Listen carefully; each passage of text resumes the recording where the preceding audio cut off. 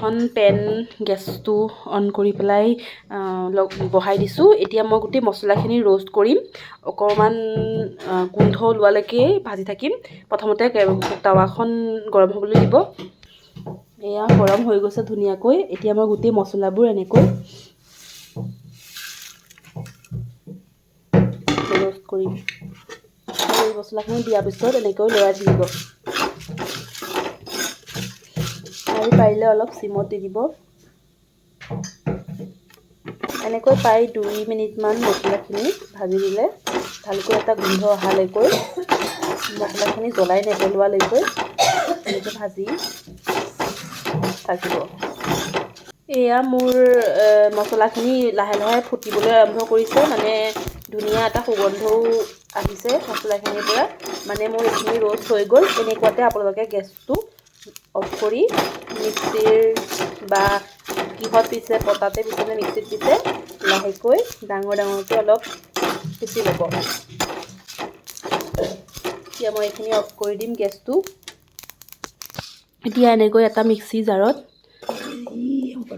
গোটেই মছলাখিনি,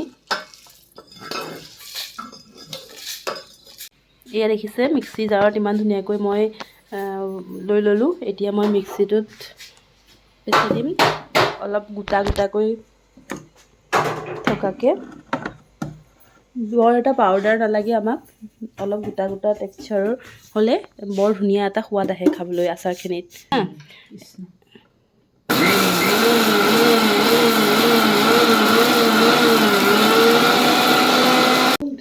এয়া চাওক, এতিয়া ইমান ধুনীয়াকৈ এটা গোটা গোটা টেক্সচাৰত গোটেই মছলাখিনি পিছা হৈ গ'ল। এতিয়া মই বাকী কেৰাহীত তেলৰ প্ৰচেছটোলৈ আহোঁ। যিটো মই ফুৰণৰ প্ৰচেছটোলৈ আহোঁ। এতিয়া মই আকৌ এখন কেৰাহী এনেকৈ বহাই দিলোঁ।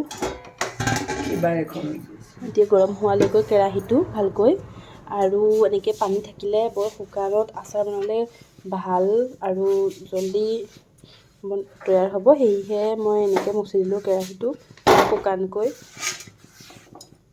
এতিয়া এয়া মোৰ কেৰাহীখন পূৰা ধুনীয়াকৈ গৰম হ'ল। ইয়াত মই তেল দিম। আপোনালোকে যদি বগৰী কম থাকে 8 চামুচমান তেল দিলেই গোটেই আচাৰখিনি বনি যায়। মোৰ বগৰী যিহেতু সৰহ অলপ পৰিমাণটো, সেয়েহে মই 10-11 চামুচমান ইয়াত তেল দিম। এয়া মই সৰিয়হৰ তেল ইউজ কৰিছোঁ।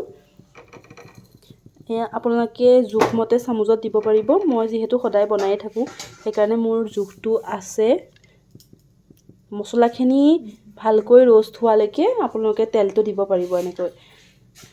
সেয়া চাওক মোৰ কেৰাহীখনত সেয়া তেল। এই তেলখিনি এতিয়া ভালকৈ গৰম হোৱালৈকৈ, তাৰপিছত গৰম হোৱাৰ পিছত আপোনালোকে সৰিয়হ কেইটামান দি ফোৰণ দি ল'ব পাৰিব। এয়া মই ফোৰণৰ কাৰণে কেইটামান সৰিয়হ আৰু শুকান জলকীয়া ল'লোঁ।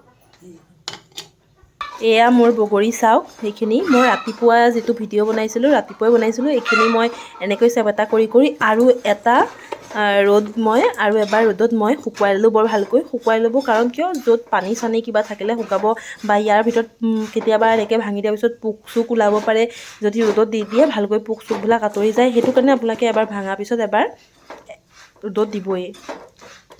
এতিয়া মই ইয়াতে কেৰাহীখনতে মোৰ সৰিয়হখিনি আৰু ফোৰণ দিবলৈ অনা 4টা মই শুকান জলকীয়া ব্যৱহাৰ কৰিছোঁ। আপোনালোকে কম বেছি অনুযায়ী কৰিব পাৰে।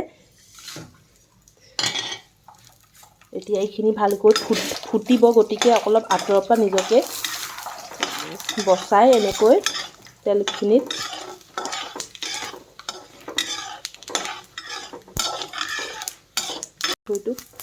এয়া মই এতিয়া ইয়াত অলপমান মিঠৈ গুড় আপোনালোকে এড কৰি দিব, তেলতে এড কৰি দিব।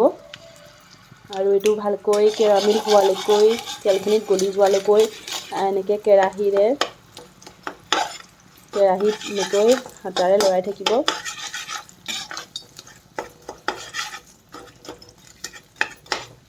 সেইখিনি মই এতিয়া গলি যোৱালৈকৈ ভালকৈ লৰাই থাকিম। এতিয়া এয়া মই সোৱাদ অনুসৰি অলপমান নিমখ ইয়াত এড কৰি দিছোঁ, আৰু লগতে অকণমান হালধিও দিব পাৰে আপোনালোকে। হালধি হ'লে বৰ মানে কি এটা ভাল কালাৰ এটা আহে, নহ'লে আপোনালোকে ফুড কালাৰো মিক্স কৰিব পাৰে। মই হালধিয়ে বেছি ইউজ কৰোঁ বাৰু। এটা ৰঙা ফুড কালাৰ পাউডাৰৰ ইউজ কৰিলে আপোনাৰ আচাৰখিনি টেক্সচাৰটো বৰ ধুনীয়া আহে, কালাৰিং হয়। এয়া মই অলপমান হালধি দিলোঁ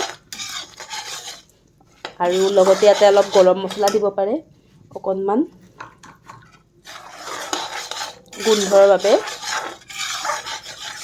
আৰু দেখিছেনে মোৰ মিঠৈখিনি ইমান ধুনীয়াকৈ গোটেই তেলখিনিৰ লগত মিক্স হৈ গ'ল।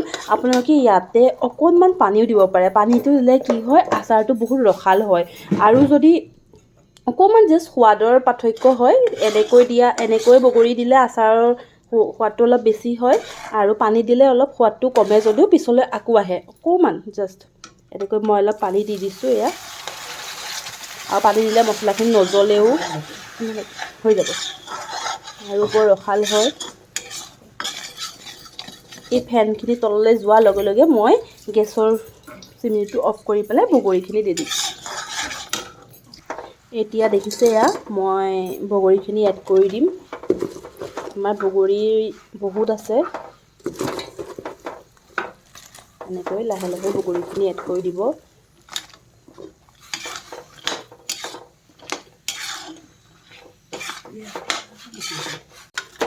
মই এনেকৈ গোটেইখিনি বগৰী চচটো সৈতে এই লাষ্টৰ এইখিনি দিয়া নাই মই।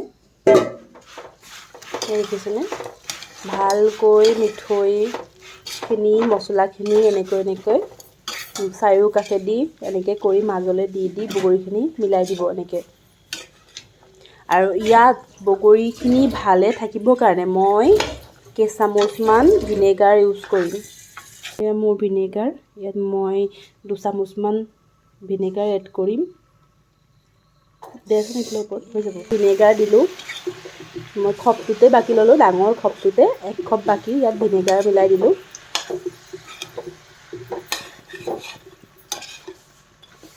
এতিয়া এই বগৰীখিনি এনেকৈয়ে এতিয়াই খাবৰ কাৰণে ৰেডি হৈ গ'ল। কিন্তু মই আজিৰ কাৰণে এই কেৰাহীটোতে বগৰীখিনি এখন ঢাকনেৰে ঢাকি পেলাই থৈ দিম। কিয়নো যেতিয়া মিঠৈ আৰু পানীখিনি ভালকৈ অবজাৰ্ভ কৰি ল'ব তেতিয়া আৰু টেষ্টি হ'ব, খাবলৈ আৰু সোৱাদ হ'ব। সেয়েহে আজি মই ষ্ট'ৰ নকৰোঁ, এইখিনি মই কেৰাহীটোতে ঢাকি পেলাই পানীটো সোমাবৰ কাৰণে ৱেইট কৰিম।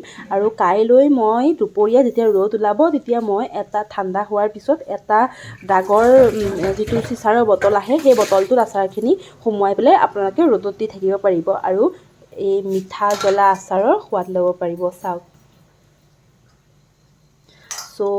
যিহেতু মোৰ চেনেলটোত নতুনেই আপোনালোকে মোৰ ভিডিঅ'টো লাইক কৰি দিব, ছাবস্ক্ৰাইব কৰি দিব আৰু বেল আইকনটো দবাই দিব আপোনালোকে মোৰ ৰেচিপিবিলাক পাই থাকিবৰ কাৰণে।